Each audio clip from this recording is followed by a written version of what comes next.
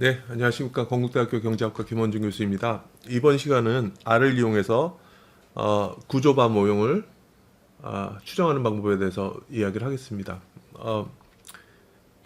R에서는 그 구조 스트럭처럴 바 모형을 추정하기 위해서는 VARS라는 패키지를 사용하거든요. 근데 그 중에 있는 우리 예제를 하기 위해서 이 패키지 내에는 캐나다 자료를 이용할 겁니다. 그래서 캐나다 자료 보시면은 그 고용,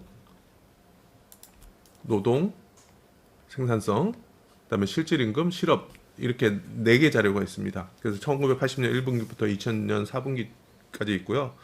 고용과 노동 생산성, 실질임금, 이프로드, RW 이렇게 된 거는 자연 로그를 취했고요. 그다음에 실업률만 이제 퍼센테이지로 이렇게 돼 있거든요. 그래서 하여튼 요 자료를 한번 먼저 우리가 불러서 한번 보도록 하겠습니다. 그래서 몇 가지 뭐 이 외에도 발스라는 게 사실 제일 중요한 패키지긴 한데 이외에 이제 좀 다른 패키지들도 좀 부르겠습니다. 왜냐면은 이 발스가 나중에 보시겠지만은 그 바모형을 추정하고 그 다음에 그 충격 반응 함수라고 얘기하고 그 다음에 예측 오차 분산분해, forecast error, variance decomposition이라든지 역사적 분해, 그렇죠? 요런 거 그러니까 그 variance decomposition까지는 잘 하는데요. 그 역사적 분해 같은 것도 할 수가 없고 그 다음에 무엇보다도 이 그림이 좀 별로 안 좋습니다. 그래서 우리가 여기서 나온 결과들을 이용해서 좀 변환해가지고 그림도 이쁘게 한번 좀 그려보려고 하고 있습니다. 그래서 타이디 퀀트, ggplot, gg45, 그다음에 스타게이저, 그다음에 바이스, 포캐스트, 디플라이, gr 디바이스, 패치워크, 스케일, svg 라이트. 요거는 이제 그림을 svg 형태로 그래도 글자가 그러니까 그림이 확대되더라도 안 깨지도록 이렇게 좀 이렇게 하려고 이런 패키지를 한번 불러보려고 합니다. 데이터를 한번 캐나다를 한번 불러볼게요. 발스라는 패키지에 있는 거. 그래서 뭐 이렇게 캐나다를 보면요, 잠깐만요. 자, 요거 보시면은 이렇게 쭉 이렇게 된 것처럼 순서가 E가 먼저 와 있고요. 고용이라는 게 먼저 가 있고, 프로드 생산성, 그다음에 실질임금, 그다음에 실업률 이렇게 퍼센테이지로 이렇게 돼 있는 거죠. 자, 그래서 요 자료도 사용할 거고 이거의 차분한 자료도 쓸 겁니다. 그래서 차분하라는 명령어는 diff라는 함수를 이용하면 되는데요. 근데 이 구조를 한번 볼게요. 캐나다의 그 데이터의 구조가 어떻게 되냐 이렇게 보니까 타임 시리즈라고 돼 있죠. 그렇죠? 타임 시리즈에서 1에서 84 이거는 행으로 돼 있고요. 그다음에 옐로는 1에서 4로 돼 있다. 그래서 매트릭스로 돼 있습니다. 이렇게 타임 시리즈라는 거는 매트릭스 돼 있고요. 이 변수들을 한번 차분을 해볼게요. 차분은 프로드를 차분하면은 디프로드라고 이렇게 얘기를 하고 각각의 그 차분한 것들을 그냥 D라는 차분했다는 그걸 좀 이렇게 해서 만들고요. 자, 그러면 요거에서 디프로드 하나만 해보면요. 이렇게 시리즈가 하나 나오죠. 그러니까 1쿼터, 2쿼터, 쿼터지 그래야 되는데 하나의 변수가 이제 시리즈로 되어 있는 겁니다. 그래서 요거를 이제 벡터로 된 거를 묶어줘야 되죠. 그러니까 벡터를 묶어줄 때는 cbind, 컬럼 바인드라는 명령을 써서 캐나다2라고 이렇게 해보는 거죠. 그럼 캐나다2라는 것이 이렇게 차분히 된 자료로 이렇게 DE, Dprod, DRW, DU 이렇게 나오죠. 그러니까 지금 위에서 한 거는 그냥 그 캐나다에 있는 각 벡터별로 하나 각각 열별로 이렇게 차분을 하라고 명령한 건데요. 또는 그냥 이렇게 한꺼번에 그냥 우리 캐나다라고 된 그 전체를 그냥 diff 차분하라 이렇게 하면은 이게 좀 전체에 대해서 열별로 차분이 됩니다. 그런데 문제는 뭐냐면은 이 변수 보면은 캐나다 원래 있는 그 변수명이 그대로 돼 있죠. 그래서 우리가 차분했다는 것을 좀 구분하기 위해서 이 차분한 자료에 대해서는 call names를 이용해서 이름을 그냥 각각 좀 차분했다는 거 D를 좀 추가하자. 그렇게 하면은 이렇게 DE, Dprod, DRW, DU 이렇게 하는 거죠. 자, 이거를 왜 하느냐? 잠깐만요. 왜 우리 자료를 그냥 자료를 쓰지 왜 차분하느냐? 요거는 제가 좀 저희가 좀 저번 시간에 좀 얘기한 게 있었죠. 뭐냐면은 그러니까 그 예를 들어서 자기회귀 모형이라고 이렇게 오토 리그레시브라 해서 그 종속 변수가 그거의 과거 변수를 표현하는 거죠. 요거를 어떻게 썼냐면은 요거는 레고 오퍼레이터 쓰면 요거랑 같다 하죠. 그래서 넘기면은 엡실론 t다 이렇게 됐었죠. 그다음에 yt를 하면은 얼마서 알파 l 인버스 엡실론 t다. 이게 결국에는 보면은 이게 et 엡실론 t 플러스 알파 엡실론 t 마이너스 1 플러스 알파 제곱 알파 제곱 죄송합니다. 알파 제곱 엡실론 t 마이너스 2 이게 무한히 쭉 되는 거라 그랬잖아요. 그렇죠? 그러니까 이렇게 오차항으로 표현되는 게 무빙 에버리지 이동 평균이라고 그랬죠. 그렇죠? 자, 그랬을 때 보면은 우리가 이게 정의가 되려면은 우리 이런 시리즈를 우리가 하기 위해서는 평균과 분산이 정의가 돼야 된다 그랬죠. 정의가 돼야 된다. 계산이 돼야 된다 이거죠. 근데 뭐냐면 오차항은 기대값이 0이라고 되어 있기 때문에 오차항들의 무한합에 대한 평균은 그냥 0이 되겠죠. 근데 분산 같은 경우는 요거를 제곱해야 되는데 제곱했을 때 이 무한합에 대한 제곱을 그러니까 제곱의 무한항을 이렇게 더하기 위해서는 요 알파라는 것이 1보다 작아야 된다. 그렇죠? 요런 얘기를 했었고요. 이게 단위근을 갖는지 정사성을 갖는지 정사성이라는 것 그러니까 단위근이라는 것은 알파가 1과 가까운 경우를 얘기하는 거고 정사성은 알파가 1보다 작은 경우 이렇게 되는 거죠. 그래서 정사성을 가져야지 요 오차항의 오차항의 제곱의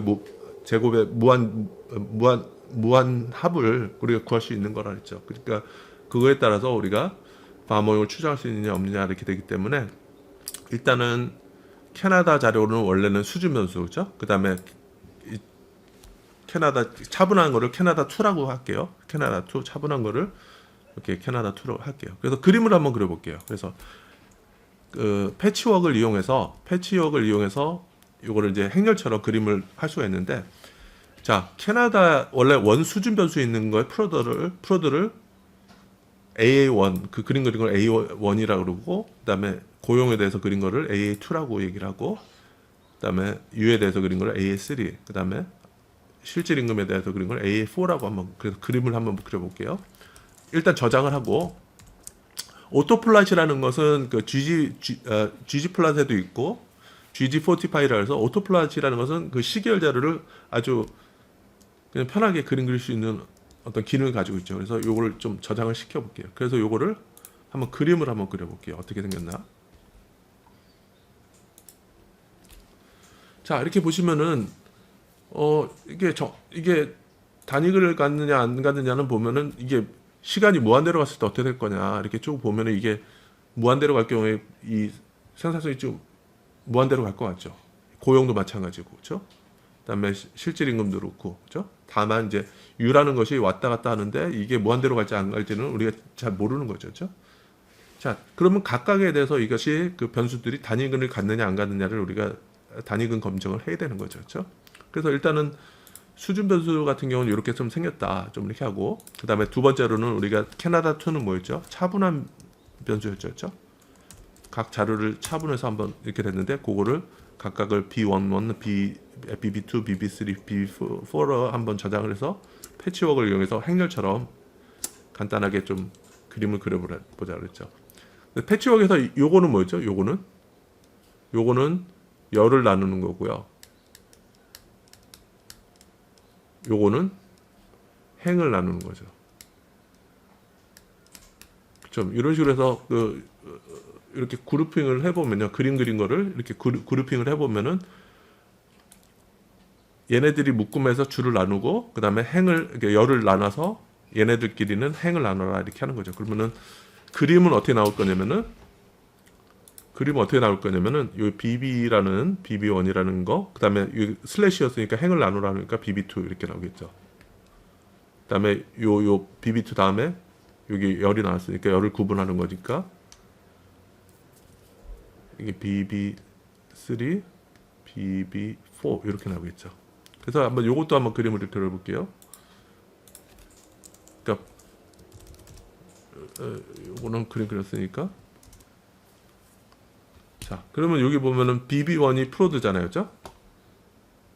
BB1이 프로드였으니까 여기가 있었고, 그 다음에 BB2가 뭐였죠? 고용이었죠. 그러니까 이게 이쪽으로 나오고, BB3가 유니까 여기 나오고, 그 다음에 BB4가 실질임금 이렇게 돼 있으니까 이렇게 되는 거죠. 그러니까 그러면은 요 그림을 한번 보시면 어떻게 될까요? 자, 이렇게 한번 차분을 해보니까 이거는 뭔가 좀 안정적이죠. 그러니까 무한대로 시간이 막 간다 그래서 이게 무한대로 터지지 않고 그냥 안정적으로 0에서 왔다 갔다 하지 않죠? 그래도 0에서 왔다 갔다 하지 않죠? 그러니까 어떻게 보면 우리가 대충 뭐 값이 좀 어느 정도 안정적이고 알파라는 것이 아까 얘기했던 단위를 갖느냐 안 갖느냐 이렇게 봤을 때 알파가 1보다 작은 경우가 되겠구나. 우리가 좀 이렇게 할 수 있겠죠. 자, 단위근 검정 같은 경우는요. 우리 저번 시간에 예전에 동영상 중에서 단위근 검정하는 그 부분이 있으니까 그거에 대해서 좀 그걸로 대체를 할게요. 그 결과만을 좀 보여드리겠습니다. 정리를 해보면은 뭐냐면은 그러니까 어떻게 했는지 다시 한번 정리하면요. UR 리절트라는 이 매트릭스를 좀 만들었어요. 그래서 행이 8개고 열이 7개인. 자, 이렇게 보면은 지금 현재로서는 아무것도 없죠. 그렇죠? 근데 여기다 뭘 넣을 거냐면은 우리가 변수가 몇 개가 있어요. 변수가 캐나다 자료에서는 변수가 4개였어요. 고용, 실업, 실질임금, 그다음에 생산성 4개가 있었어요. 근데 그 수준 변수가 있고 차분 변수 있으니까 수준 변수에 대해서 단위근 검정한 거, 그다음에 차분 변수에 대해서 단위근 검정한 거. 그러니까 4개, 그러니까 8개가 되는 거죠. 그래서 보면은 이렇게 이제 8개 변수에 대해서 단위근 검정을 할 거고요. 자, 그다음에 요 나머지 열에는 뭐가 들어갈 거냐 이걸 하면은요. 첫 번째는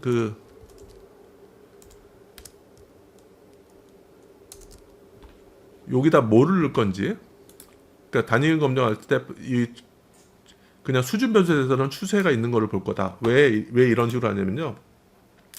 이 그림을 보고 좀 판단하는 거예요. 그렇죠? 그림 봤을 때 프로드 수준 변수에 대해서, 그러니까 프로드 이 수준 변수에 대해서 우리가 단위근 검정하려고 그러는데 이게 좀 추세가 올라가는 추세가 있더라. 그래서 요거 단위근 검정할 때는 추세를 좀 넣을 거다. 그렇죠? 그다음에 E를 봤을 때도 보세요. 이 수준으로 봤을 때 보면 좀 이렇게 올라가는 그 형태가 보이기 때문에 추세를 단위근 검정할 때 우리의 추세를 좀 넣을 거다. 그다음에 실질임금도 한번 보세요. 실질임금도 이렇게 올라가는 형태이기 때문에 단위근 검정할 때는 좀 추세를 좀 넣을 거다. 그렇죠? 이렇게 했었죠. 그렇죠? 그다음에 U라는 거 한번 보세요. U라는 것은 추세가 없고 그냥 이렇게 상수 정도, 단위근 검정할 때 우리가 상수를 좀 넣겠다. 그렇죠? 그래서 우리가 단위근 검정할 때 추세를 넣느냐 상수를 넣느냐 아무것도 안 넣느냐 이렇게 기준이 있는데 요 그림을 보고 우리가 판단을 해서 추세를 넣고 안 넣고를 좀 얘기할 겁니다. 그다음에 차분한 자료로 한번 볼게요. 차분한 자료에서 보면은 단위근 검정할 때 보면은 뭐였죠? 디프로드 한번 보세요. 여기 보면은 평균이 좀 확실히 모르겠지만 뭐 0인지 아닌지 좀 헷갈리죠. 그래서 그러니까 요거는 그냥 상수항만 넣고 이렇게 추정을 해볼 거고요. 요거도 보면 D 같은 경우도 이렇게 좀 왔다 갔다 하는데 그냥 추세는 없기 때문에 상수항만 넣고 해보고요. 실질임금이라는 것도 실질임금이라도 여기서 이렇게 왔다 갔다 하지만은 그래도 상수항만 추세가 좀 보이기 어렵기 때문에 상수항만 넣고 우리가 단위근 검정을 해보고 DU라는 거에 대해서 요거 같은 경우는 여기 0에서 왔다 갔다 하기 때문에 그냥 아무것도 안 넣고 우리가 추정을 하는 걸로 한번 해보겠습니다. 그래서 일단은 요게 그거를 나타내는 거죠. 일단 컬럼 네임을 먼저 이렇게 지정을 해볼까요? 그래서 우리 결국 어떻게 해볼 거냐면은 이렇게 할 거예요. 그래서 각각에 대해서 단위근 검정을 할 텐데 거기다 추세항을 넣을 거냐 상수항을 넣을 거냐 뭐 이런 거에 대해서 디터미니스틱 텀이라고 이렇게 좀 넣을 거고요. 그다음에 시차를 몇으로 줄 거냐, 이거는 이제 최적 시차 선택하는 방법이 있거든요. 그 최적 시차를 우리가 정해서 이렇게 해보고 그다음에 단위근 검정한 값을 여기다 저장을 시킬 거고 1% 유효 수준, 5%, 10% 유효 수준을 여기다 각각 넣을 거다. 이렇게 좀 그런 식으로 해서 일단 테이블을 먼저 만들었습니다.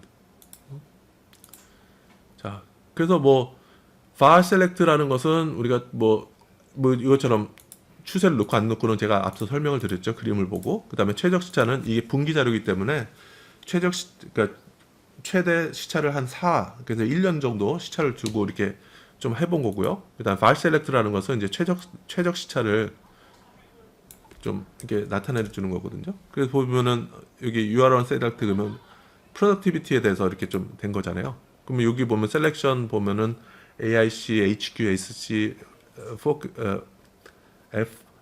FPE 이렇게 해서 여러 가지 그 최적 시차 선택 기준이 있거든요. 이 중에서 이제 AIC 기준으로 우리가 좀 이렇게 좀 AIC에 있는 거를 우리가 선택을 해서 거기다 좀 저장을 시키는 거죠.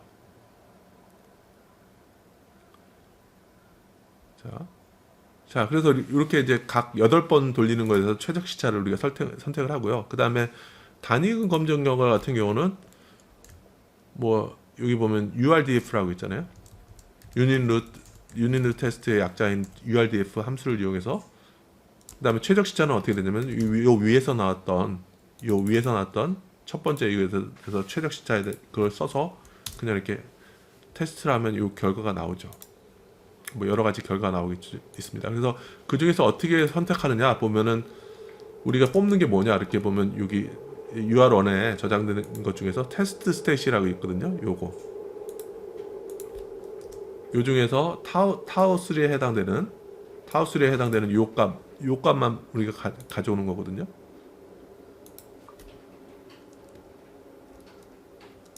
여기 보면 1.99 제가 라운드를 써서 한 소수점 두째 자리까지만 우리가 사용한다 그러면 1.9875는 마이너스 1.99 이렇게 비슷하죠. 그 다음에 여기서 유의 수준 같은 경우는 요게 크리티컬 밸류 여기 있거든요. 보시면은 타우3에 대한 유의 수준은 1%는 마이너스 4.04다. 그 다음 5%는 마이너스 3.45, 10%는 마이너스 3.15 이렇게 돼 있는데 요거는 뭐 이렇게 여기다 저장을 시키는 거죠. 그래서 우리가 요 테이블에다가 값을 넣으려고 그러는데 레그 같은 경우는 아까 뭐였죠? UR1 레그라는 최적 시차는 거기다 이렇게 썼으니까 여기 UR1 레그를 세 번째에다 집어넣고 그러니까 3에서 7까지라는 것은 세 번째 열부터 일곱째 열까지는 뭘 넣냐면은 최적 시차 요걸 좀 넣고요. 그다음에 네 번째는 뭐냐면은 테스트 스탯을 넣고요. 두 번째 여기에 해당되는 거, 요거에 해당되는 거 값을 넣고, 그 다음에 다섯, 여섯, 일곱 번째는 여기에 있는 거 순서대로 요거를 좀 넣는다. 그렇죠? 그래서 1%, 5%, 10% 들어가게끔. 그래서 요거 하나만 하고 나머지는 좀 빨리 넘어가겠습니다. 그러니까 이렇게 해보면은 이런 식으로 해가지고 첫 번째 변수에 대해서 단위근 검정한 값과 유의 수준, 그 다음에 최적 시차들이 다 이렇게 저장이 되는 거죠. 그래서 요거를 나머지에 대해서 쭉 한번 해볼게요. 단위근 검정 8번째 하는 거죠. 8가지.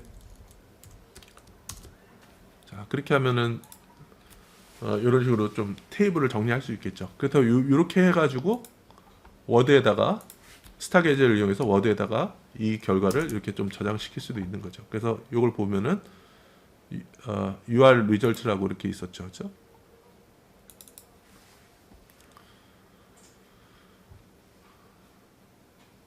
자, 그러면 이런 식으로 좀 나오고요. 그러면 우리가 지금 보면 어떻게 되느냐?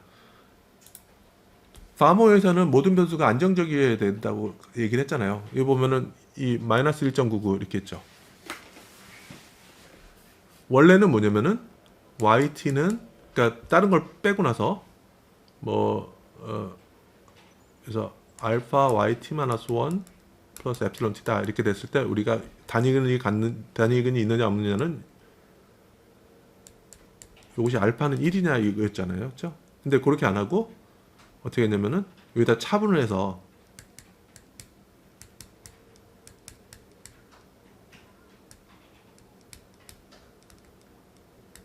이렇게도 표현할 수 있잖아요. 그래서 요거를 그냥 델타 yt-1 yt 그죠? 그래서 이거를 로라고 해서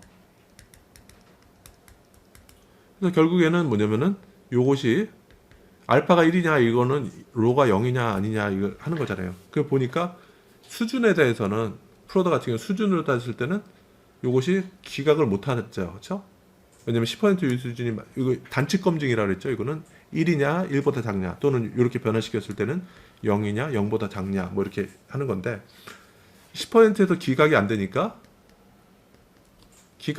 우리가 그 단위근을 갖는다는 걸 기각을 못 하잖아요. 그러니까 이거는 단위근이 있는 거죠. 단위근이 있고 근데 요거를 차분해서 돌려봤더니 1%에서 상당히 유의하죠. 그러니까 단위근이 있다는 게 기각이 되니까 이건 기각이 되니까 이게 안정적이다 이렇게 하는 거죠. 마찬가지로 또 고용도 보면은 마이너스 1.97 이렇게 나오는데 이게 10% 수준에서도 기각이 안 되니까 수준에서는 단위근이 있고 차분했을 경우에는 상당히 안정적이다.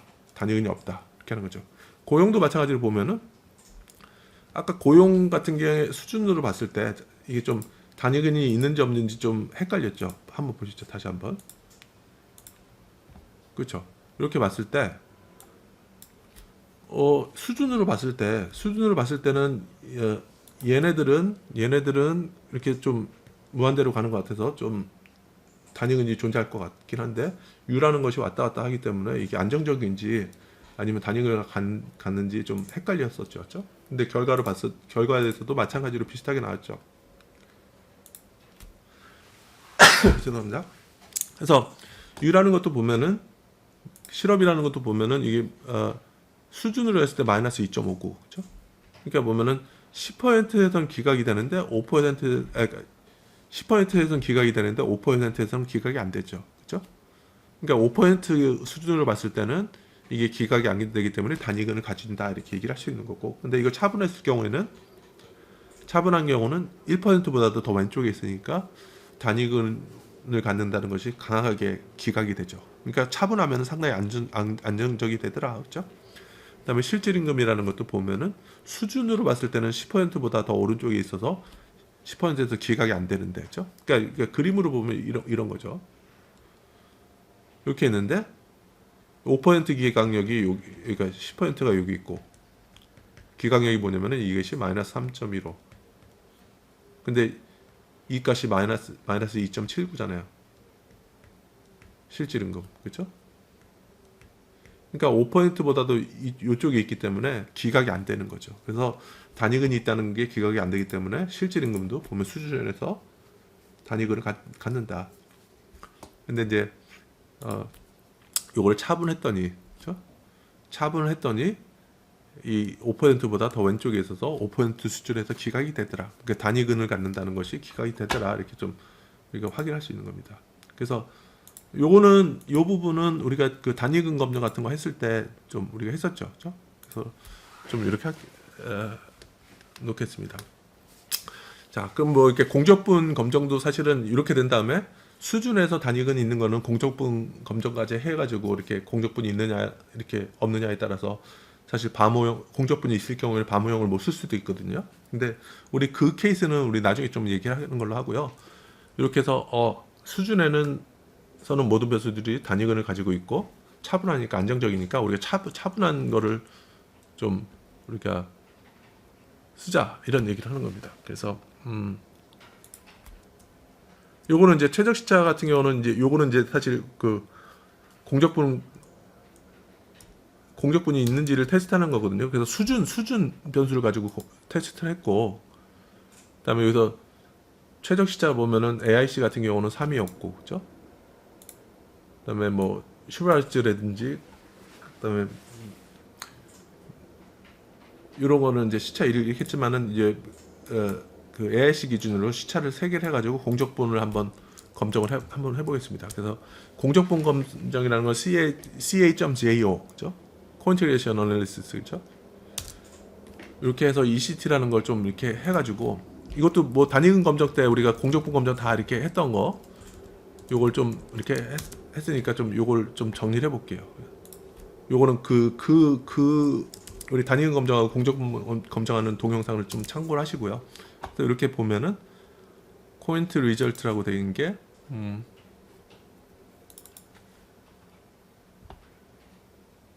이렇게 되는 거죠. 그렇죠? 그래서 아무것도 없다는 거, 그렇죠? 아무것도 없다는 것이 강하게 99%에서 기각이 되죠. 그래서 우리 그 트레이스 테스트 보면은 요거 기각이 되니까 그 다음으로 넘어가는 거죠. 그래서 공적분이 하나 있다. 요거는 보시면은 10% 수준에서 기각을 못, 그러니까 그냥 10% 수준에서도 기각이 안 되죠. 그러니까 하나가 있다는 게 기각이 안 되니까 그러면 이 네 변수는 실제로 보면 공적분이 하나 존재하는구나 이렇게 좀 알 수 있는 거고요. 근데 이 부분은 우리가 바모에서는 일단은 요 부분은 우리가 고려를 안 하고 그냥 바모용을 그러니까 공적분이 없다고 가정하고 우리가 좀 추정을 하겠습니다. 그래서 캐나다 3라는 것을 만들어서 우리가 디프로드 다시 한번 이거는 차분했던 거를 다시 한번 붙여서 캐나다를 이렇게 해놓고요. 차분된 자료긴 하지만은 변수는 원래대로 프로드 이 URW라고 이렇게 좀 해볼게요. 그래서 여기 캐나다 3 같은 경우 이렇게 돼 있죠. 원래는 차분한 자료입니다. 그래서 근데 그냥 D 이렇게 하면 이름이 좀 그러니까 그냥 차분했지만은 이름은 그대로 한번 쓰자는 얘기죠. 바모용을 돌리기 전에 우리가 최적 시차를 결정하기 위해서는 var select라는 함수를 이용하면 되는데요. 그래서 var select를 한번 해보면은 이렇게 어떻게 되는지 한번 보겠습니다. 최적 시차 AIC 기준으로 2라고 나왔죠. 그러면 최적 시차를 2로 설정해서 우리가 한번 돌려볼게요. 그래서 var모용 돌리는 것은 그냥 var라는 명령 함수를 쓰면 됩니다. var 패키지에 있는. 그래서 캐나다 3 우리 차분한 자료를 쓰고 시차는 2를 하고 그다음에 타입은 컨스턴트. 그래서 우리가 var모용을 쓸 때 뭘 할 거냐 보면은 일단은 이 변수들이 차분한 변수들 있잖아요. 차분한 변수들 모양새를 봤을 때 보면 이런 거는 추세가 없죠, 그렇죠? 추세가 없으니까 그냥 var모용을 돌릴 때 상수항만 넣고 돌린다 이렇게 하는 거죠.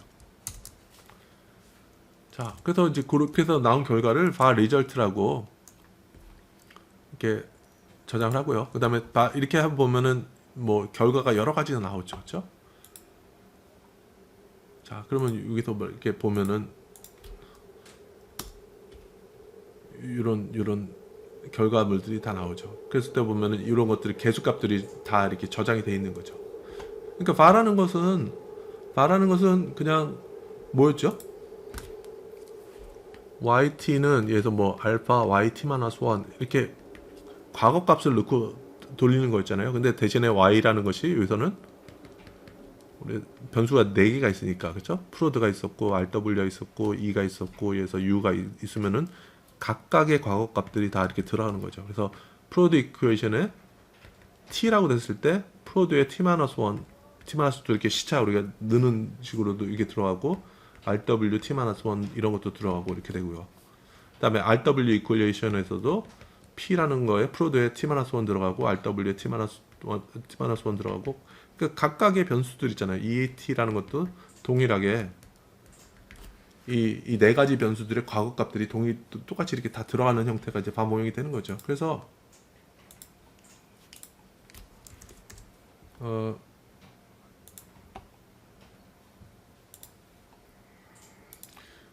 var result라고 저장된 것이 다 그 각 식별로 된 겁니다. 그래서 프로드라는 게 t라고 있었을 때 이거 자체 과거값, 고용의 과거값, 실업의 과거값, 이렇게 과거값.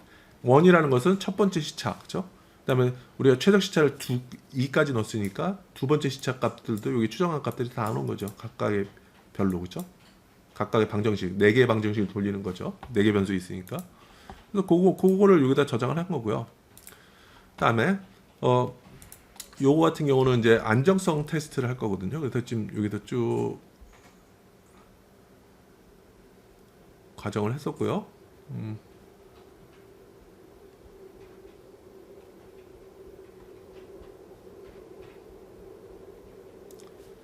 자, 그러니까 지금처럼 이렇게 리그레션을 돌렸는데 이렇게 추정한 다음에는 잔창에 대한 몇 가지 검증을 할 필요가 있거든요. 근데 뭐 이렇게 일반적인 우리가 스트럭처 바모에서 꼭 필요한 테스트는 아닌데 오차항들이 안정적이지 않을 경우에는 우리가 그 시차 변수를 충분히 포함시키지 않았다는 거거든요. 근데 다만 뭐냐면 우리가 AIC 같은 경우는 어떤 그 var select라는 그걸로 최적 시차를 우리가 했기 때문에 사실 어느 정도 안정적인 거는 좀 나올 것 같아요. 오차항의 안정성. 그렇죠? 요 피겨 마진 투 R 이거 한번 다시 한번 볼게요. 다시 한번.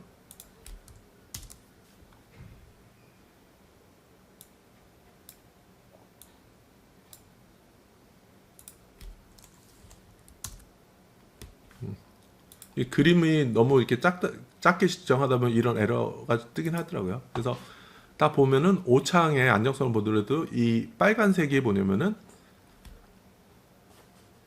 이 레인지에 있는 거 있잖아요. 이게 이제 실내 구간인데 이 실내 구간에 0이 있잖아요. 그죠? 그러니까 요 안에 들어가 있으면은 이게 여기서 안에서 본다고 하면은 0과 크게 다르지 않다 이렇게 되는데 모든 값들이 다 그래도 요 안에 레인지 안에 0을 포함한 레인지 안에 들어가 있어서 오차항들은 상당히 안정적이다 이렇게 좀 그래서 보이는 걸로 나오고요. 그다음에 잔차항들이 정규 분포를 갖는지 요 테스트를 보면은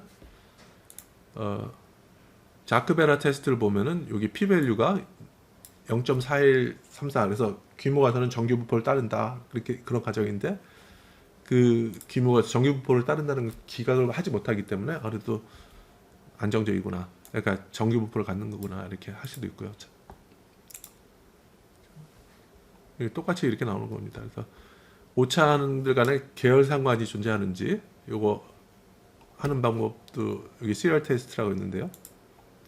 왜냐면은 이 오차항들은 독립적이어야 되거든요. 우리가 이거 본 것처럼 그러니까 yt는 그래서 알파 yt 마이너스 1 그러니까 그냥 AR 모형으로 한번 해볼게요. 엡실론 t 이렇게 하는 거죠. 그렇죠? 그래서 요거를 아까 어떻게 되면은 AL YT 그죠? 그러니까 레고 오퍼레이터를 써서 1 마이너스 알파 L YT 그죠? 이거는 엡실론 t다. 그래서 YT를 했던 거는 1 마이너스 알파 L의 마이너스 인버스 그죠? 곱하기 엡실론 t다. 뭐 이렇게 되면 이것이 엡실론 t 플러스 알파 엡실론 t 마이너스 1 알파 제곱 엡실론 t 마이너스 2 이렇게 무한 오차항들의 현재 오차항과 과거 오차항들 이렇게 무한합으로 되는 거잖아요. 그렇죠? 그 자기상관 테스트는 원래는 요것들이 다 독립적이라고 이렇게 가정을 했는데 과연 얘네들 간의 계열 상관이 존재하느냐, 그렇죠? 독립적인지 아닌지를 테스트하는 거죠. 상관관계가 있을 경우에는 서로 간에 독립적일 때까지 우리가 변수를 좀 추가한다거나 최적 시차를 좀 늘린다거나 이런 작업을 해야 되는 거죠. 그렇죠? 그래서 이런 것들이 독립적이나 이런 걸 테스트하는 거죠. 자, 그래서 이렇게 한번 자기상관이 있는가 이렇게 테스트 해봤더니 p 밸류가 0.9951 이렇게 해서 자기상관이 없다는 거를 기각하지 못하는 거죠. 그래서 뭐 오차항들 간에는 t와 t-1점 그런 것들 간에는 상관관계가 없다. 그래서 좀 바람직한 형태가 좀 가지는 거죠. 자, 그 다음에 우리가 이제 바모형과 구조 바모형 간의 관계를 한번 좀 보려고 그러는데요. 요겁니다.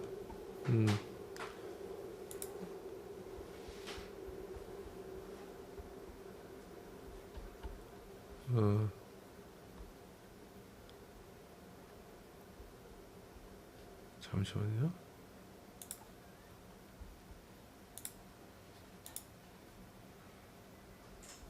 요거였죠, 요거. 그렇죠? 우리가 지금 뭐를 했냐면요. 요걸 했어요, 요거.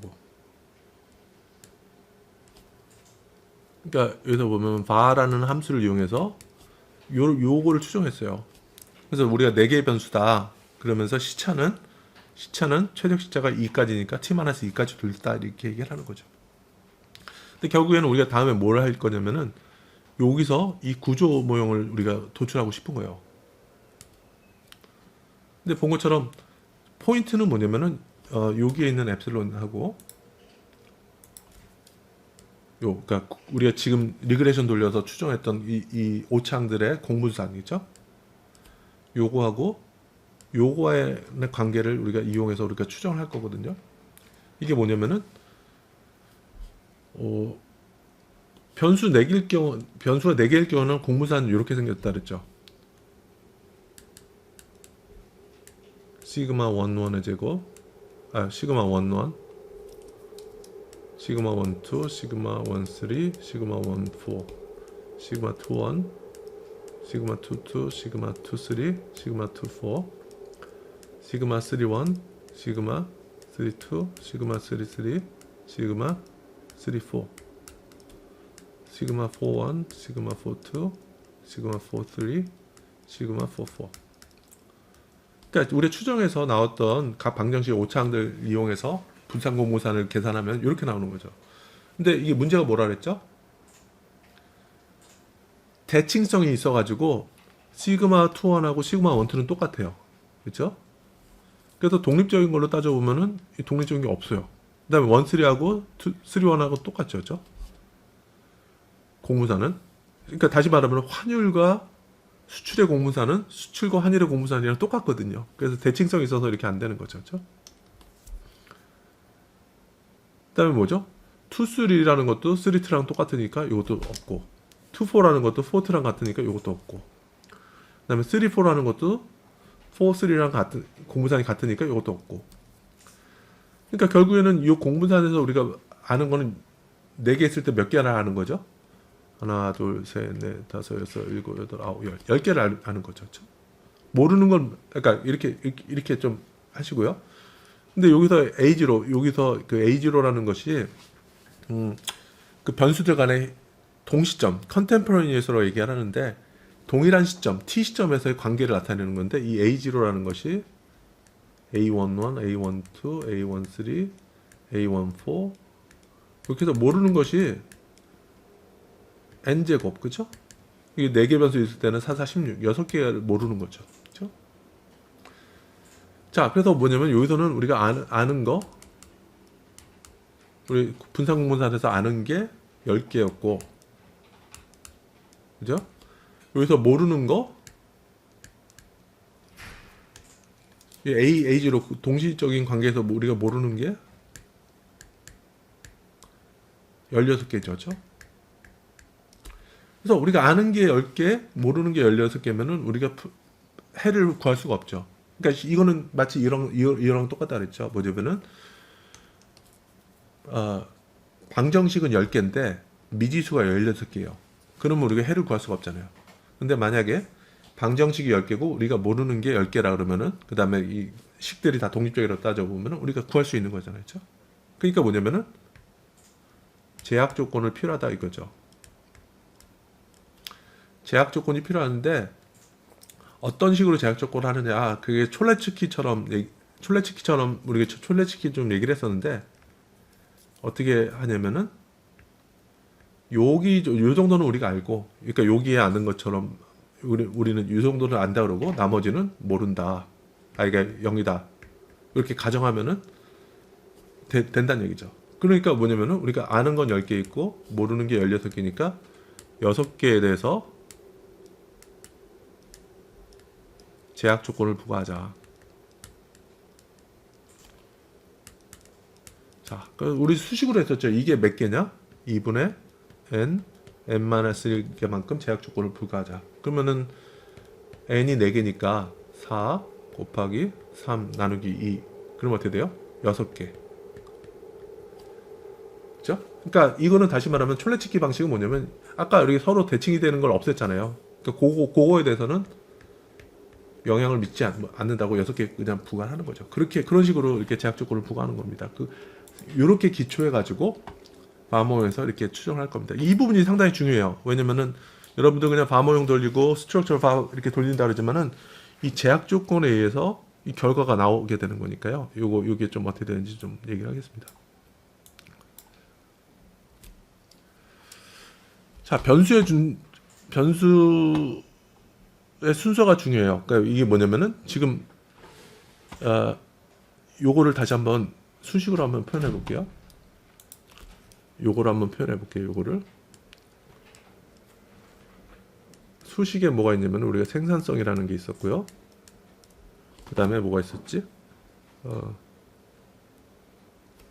순서가 어떻게 되는지 한번 볼게요. 잠깐만요. EURW 네. EURW. 자, 그러면 여기 있는 게 그거예요. T 시점에 이렇게 있다 그랬을 때 제약 조건 요것만 가지고 한번 볼게요. 여기서는 뭐 U 프로드 생산성 충격, 그다음에 U 고용 충격, 그다음에 U 실업 충격.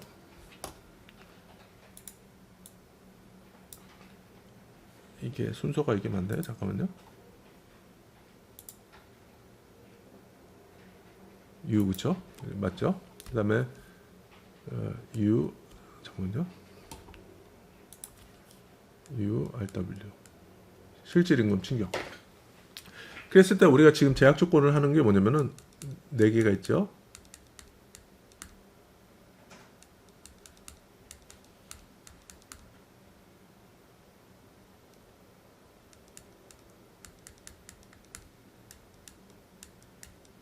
이렇게 제약 조건을 하는 거거든요. 그러니까 변수가 4개일 때는 제약 조건이 몇 개가 필요하냐? 2분의 n-1은 2분의 4 곱하기 3 6개가 필요하다. 촐레치키는 이런 식으로 줘요. 그러니까 변수의 순서가 상당히 중요해요. 이 얘기 뭐냐면은 요 첫 번째 방정식이 뭐죠? 요거 곱하기 요거 곱하기 요거 곱하기 요거 곱하기 요거잖아요. 그렇죠? 그러니까 생산에 미치는 영향은 단기적으로, 이게 단기 제약 조건인데요. 단기적으로는 생산에는 생산성 충격만 영향을 준다. 그다음에 두 번째 방정식 보면은 요 영역이 2개 있죠. 그렇죠? 그러니까 이 뒤에 거 말고 앞에 2개만 영향을 미친다는 얘기죠. 그 고용에 미치는 단기적으로 봤을 때는 생산성 충격과 고용 충격만 고용에 영향을 미치고, 이 실업 충격이라든지 그다음에 실질 임금 충격이라는 것은 즉각적으로는 고용에 영향을 미치지 못한다. 이렇게 다 가정을 그런 식으로 해서 하는 거거든요. 그러니까 이 0이라는 것이 충격이 단기적으로, 그러니까 단기적으로 이런 충격들이 변수에 영향을 주느냐 안 주느냐, 이렇게 그 경제적인 의미로 제약 조건을 부과하는 거죠. 그래서 여기 보시면은 이렇게 프로드 이 URW 순서로 이제 제약 조건을, 그러니까 변수 순서가 이렇게 돼 있고 6개의 0의 단기 제약 조건을 필요하다는 얘기죠. 우리가 구조밥을 파악하기 위해서는. 그래서 우리가 가정하는 건 뭐냐면 생산성은 즉각적으로 생산성 충격에만 의해서만 영향을 받는다. 다시 한번 여기다 정리하면은 첫 번째 식은 뭐였죠? 여기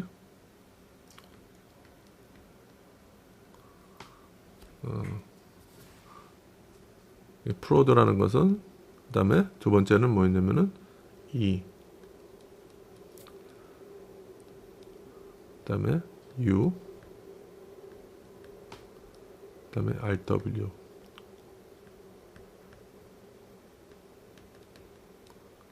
그럼 요것이 A0에 해당되는 거죠. A0 인버스 동시적인 관계를 나타내는 거. 그러니까 보면은 그렇죠.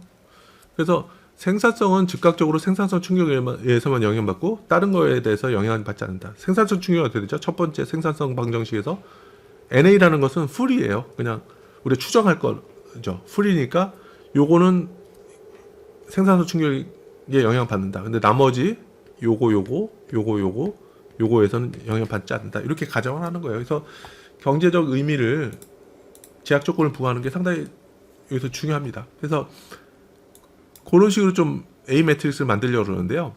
어떻게 하냐면은 매트릭스를 정의해서 4 곱하기 4 매트릭스인데 거기다가 값은 NA 값을 집어넣어라. 그렇죠? 자, 그러면 A 매트릭스는 어떻게 생겼나 볼게요. 뭐 그냥 NA로 된 4 곱하기 4 행렬이 되죠. 그렇죠? 근데 뭐냐면은 여기서 어퍼 트라이앵글러라는 함수가 있어요. 그래서 A맷 중에서 그 상삼각 항렬에 해당되는 거는 0을 집어넣어라. 상삼각 항렬이 뭐냐면은 요거죠. 요 대각선 위에 있는 거. 그렇죠? 요 값은 0을 집어넣어라. 그렇게 명령하는 것이 A맷 중에서 어퍼 트라이앵글러 A맷에 해당되는 것은 0을 집어넣어라. 그렇게 하면은 이런 식으로 동일하게 이제 0이 나오겠죠. 그래서 이런 제약 조건을 할 거란 얘기죠. 이런 제약 조건을 만드는 다음에는 S바라는 거, 구조바라는 거를 우리가 구조바 함수를 통해서 우리가 추정할 수 있습니다.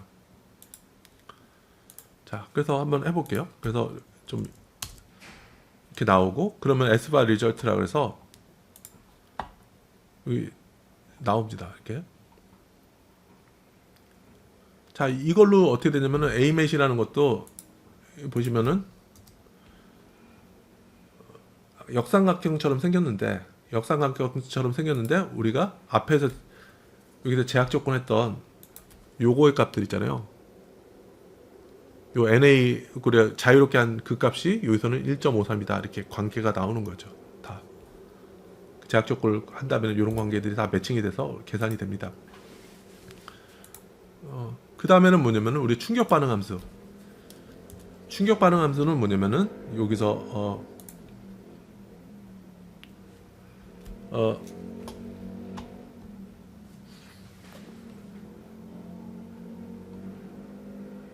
잠깐만요.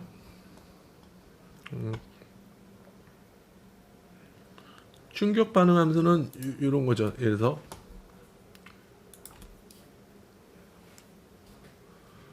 yt는 알파 yt-1 플러스 뭐 ut. 여기서는 뭐냐 이게 S바에서 그 뭐냐 구조바에서 나왔던 아주 독립적인 충격이라고 이렇게 얘기를 하면은 아까 보신 것처럼 이런 거는 우리가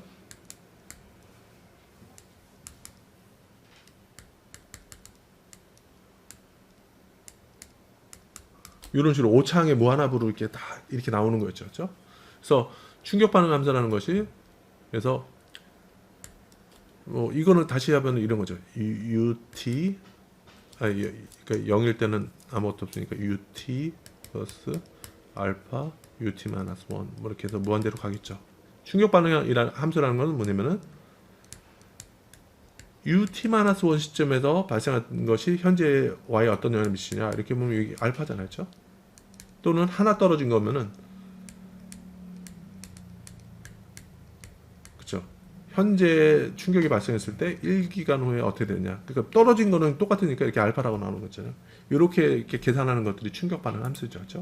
뭐 저번 시간에 다 이론적으로 좀 얘기한 부분이니까 그런 거를 하는 방법은 뭐냐면은 구조바를 통해서 구조적인 관계를 파악하고 IRF라는 함수를 이용해서 Impulse Response Function의 약자인데 그걸로 그 S바 추정했던 결과를 이용해서 이렇게 하고 충격이라는 것을 뭘로 정의할 거냐. 예를 들면 이런 거죠. 실업 충격이 왔을 때 변수들이 어떻게 반응하느냐. 그러니까 Impulse Response라는 것은 아까 그리다 말았는데 뭐냐?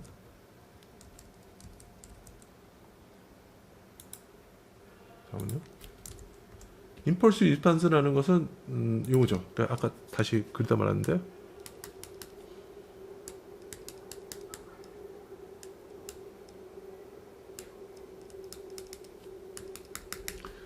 요것이 리스판스입니다. 왼쪽에 있는 변수들이 리스판스고 여기 있는 것이 오차항으로 표현됐잖아요. 그러니까 요것이 어떤 충격이 발생했을 때 이게 임펄스라 그래요. 그래서 뭐에서 보면은 뭐 알파라고 난 계수 있잖아요. 그런 것들이 이제 충격 반응 함수가 되는 거죠. 그래서 다양한 경제 충격 중에서 변수가 어떻게 반응하느냐. 그래서 보면은 고용 충격, 그러니까 실업 충격이 왔을 때 이런 변수들이 어떻게 반응하느냐. 이걸 한번 그려보자는 얘기죠. 그 다음에 뭐냐면은 N ahead라는 것은 몇 기까지 미래를 볼 거냐. 그렇죠? 아까 이렇게 하면 한 기 떨어진 거죠. 그렇죠? 왜냐면 t하고 t-는 한 기니까. 근데 어떤 이 n은 13까지 한다는 얘기는 yt 플러스 12까지 본다는 얘기죠. 어떤 충격이 발생했을 때. 왜 13이냐? 현재 시점은 동시라 그래서 0의 시점이잖아요. 그러니까 현재는 0이니까 미래 12까지 되는 걸 하기 위해서는 13을 이렇게 해주는 거죠. 그 다음에 cumulative라는 것은 누적을 시켜라. 누적 반응에 대해서는 누적을 하면은 수준의 반응이 나온다 그랬잖아요. 그 저번 시간에 한번 노트를 확인하시고요. 그다음에 부팅도 하고, 그다음에 컨피던스 인터벌은 0.68 하라. 이거는 뭐냐면은 플러스 마이너스 1 시그마가 0.68이거든요. 일반적으로 바모형에서는 에러 밴드 컨피던스 인터벌을 플러스 마이너스 1 스탠다드 데비에이션으로 하니까 0.68로 했고요. 그래서 요거를 한번 좀 볼게요. 자, 이렇게 하면은 이제 임펄스 리스판스가 나오고 그림으로 보면 이렇게 됩니다. 자, 해서 보면은 impulse response from U라는 것은 뭐냐면 그러니까 실업 충격이 왔을 때 얘네들이 어떻게 반응하느냐, 그렇죠? 자, 실업 충격이 왔을 때, 그러니까 U샥이라는 것이 U샥이 오면은 이것이 이제 U를 증가시키죠. 그러니까 실업을 증가시키는 충격이 왔을 때 보면은 실업이 증가하면 당연히 생산이 감소하겠죠, 그렇죠? 그다음에 고용도 감소하고. 뭐 자체로 충격이니까 이건 증가하고, 그다음에 뭐 실질 임금이 올라가더라, 이렇게 시간에 따라서 즉각적으로 어떻게 변하느냐, 뭐 이렇게 어떻게 변하느냐, 이렇게 좀 비교를 할 수 있는 거죠. 그래서 이 12로 정한 이유는 뭐냐면은 이것이 이제 분기 자료거든요. 분기 자료를 이용했기 때문에 한 12 정도면은 4 곱하기 3, 12, 그래서 3년 정도. 그다음에 이 그림에서 본 것처럼 사실은 이 시점을 어떻게 설정을 하냐면요, 이 반응들이 왔을 때, 어떤 충격이 왔을 때 반응들이 이제 안정적이 되면은 그 시점에서 잘라도 돼요. 그러니까 여기서 보면은 실제로 보면 한 7, 8 정도 잘라도 요 이후부터는 변화가 별로 없죠, 그렇죠? 그랬을 때 보면은 뭐 시점을 한 8 정도로 잘라도 되죠. 근데 저는 이제 넉넉하게 한 13, 그러니까 현재 시점 제외하면은 12 정도 되니까 한 3년 정도면은 충분히 결과 나오지 않을까, 이렇게 좀 얘기를 한 거고요. 그래서 어떤 충격이 왔을 때 이게 어떻게 반응하느냐, 그죠? 그러니까 오차항의 충격이 왔을 때 변수들이 어떻게 반응하느냐, 이게 충격 반응이 됐던 거고요. 그 다음에 이제 그 FEBD를 이용하면은 요것은 이제 분산분해. 이거는 뭐냐면 다양한 충격이 어떤 변수에 영향을 주는데, 그럼 상대적으로 어떤 게 중요한가, 그죠? 그러니까 예를 들면 이런 거죠. 그러니까 이 반대로 한번 요걸 한번 해볼게요.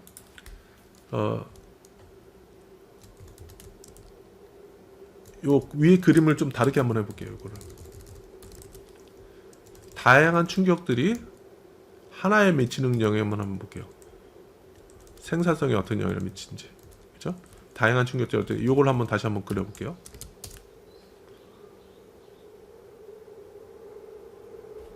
이렇게 했을 때 보면은 요거는 좀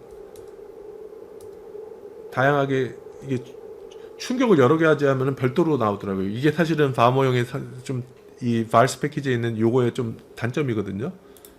여기 보시면은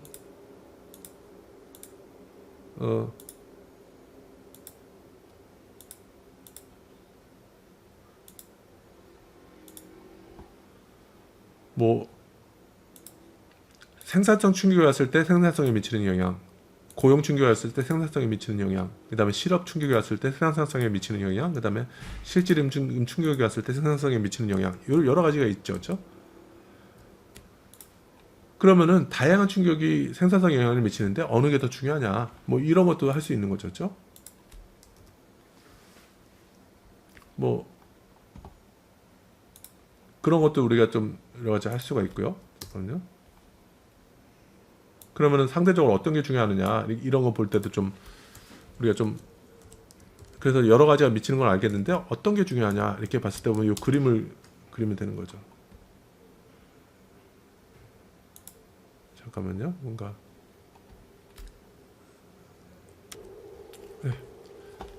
잠깐 아래서 오류가 났었는데요. 그래서 아까 말씀드린 것처럼 상대적인 중요도가 어떻게 되는지 한번 이런 거를 좀 보면 이렇게 나오거든요. 잠깐만요.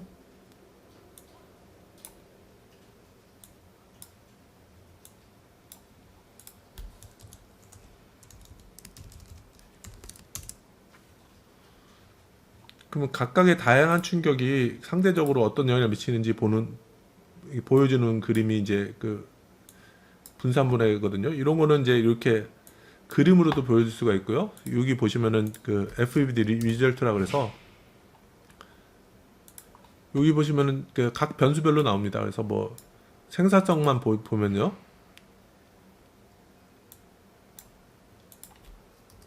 생산성에 미치는 충격들이 여러 가지가 있거든요. 자체 충격이 있고, 고용 충격이 있고, 실업 충격, 그다음에 실질 임금 충격, 이렇게 있는데 이 상대적인 비중이 나옵니다. 그래서 뭐 우리는 13기 정도로 이렇게 했는데, 요거 같은 경우는 뭐 보시면 아시겠지만은 자체 충격이 대부분을 설명하고, 그렇죠? 그다음에 뭐 이나 고용이나 실업 충격이라는 실질 임금 충격, 같은 경우는 뭐 이렇게 좀 상대적으로 좀 비중이 낮고요. 맨 마지막으로 예를 보면은 실질임금을 보면은 생산성 충격이 장기적으로 한 15% 정도 설명하고 고용 충격이 한 5% 정도 설명하고 실업이라는 것이 한 그 실질임금 변화의 한 10% 변화를 10% 정도를 설명하는 거죠. 그다음에 그 실질임금 같은 경우는 자체 충격이 한 68% 정도 설명하고 그래서 그 분산분해 같은 경우는 다양한 충격이 어떤 변수에 영향을 미칠 수 있는데 상대적인 중요도라고나 할까 좀 이런 걸 측정합니다. 그래서 이 보면은 충격 반응 함수는 다양한 충격이 있을 때 어떻게 반응한다느냐 부호 같은 게 좀 관심이 있죠. 부호 같은 것도 좀 관심이 있을 테고 그 분산분해 같은 경우도 뭐 다양한 충격이 어떤 변수에 영향을 미치는데 상대적인 중요도가 어떻게 되냐 그래서 상대적인 중요도를 보는 데도 중요하고 그러니까 요 충격 반응 함수하고 분산분해라는 것은 좀 여기서 상당히 좀 중요한 구조화 모여서 중요한 이슈가 되는 거죠. 요 아까 보시면은 요 그림이 좀 별로 안 이쁘잖아요. 분산분해 그림 그려보니까 여기 오른쪽에 이런 식으로 좀 돼 있는데 그림이 좀 지저분하잖아요. 그래서 요 부분을 좀 이쁘게 그리는 방법에 대해서도 좀 얘기를 하겠습니다. 뭐 그러니까 쉽게 하면 이렇게 하면은 아까 그린 것보다는 조금 더 이쁘게 상대적으로 어느 게 더 비중이 높은가 이걸 좀 볼 수 있는데요. 그다음에 아까 충격 반응 함수도 뭐 이렇게 한번 그려봤는데요. 이것도 사실 좀 바이스 패키지가 가졌을 때 그림이 별로 안 이쁘더라고요. 그래서 이런 걸 좀 어떻게 이쁘게 그리는지 요거는 이제 우리 다음 시간에 좀 얘기를 하도록 하겠습니다. 그래서 오늘 수업은 기본적으로 그 바이스 패키지에 있는 걸 이용해서 우리 구조화 모형을 어떻게 추정하는지 우리가 좀 논의를 해봤습니다. 그래서 다시 한번 다음 시간은 지금까지 그 결과를 이용해서 조금 더 이쁘게 여러분들이 그래서 논문 같은 거 쓴다 했을 때 좀 그래도 그림을 좀 이쁘게 리포트하는 방법에 대해서 이야기를 하겠습니다. 오늘 수업은 여기서 마치겠습니다. 네, 감사합니다.